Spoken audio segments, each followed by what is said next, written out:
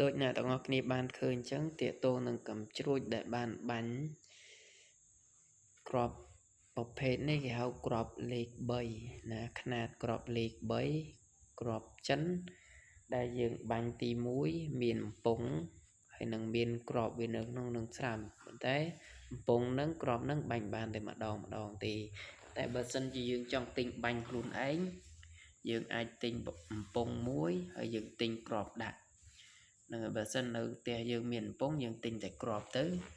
នឹងហើយក្របហ្នឹងគឺអាចបាញ់ជាមួយកំពង់សយោយើងបានឲ្យតែត្រូវຂະຫນាតណាក្របវាຂະຫນាតប្រហែលដូចជាអត់ដល់មួយហ៊ុនទេលេខ3នេះ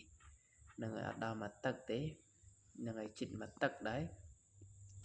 តែបើអ្នកទាំងអស់គ្នាពិបាកក្នុងការបាញ់ក្នុងការប្រើប្រាស់អាចទិញកំពង់គេនឹងបាននឹងហើយរាល់ការបាញ់គឺបែបការភ្លើងផ្សេងៗគ្នាចំពោះក្របលេខ3ចិននេះបាទសូម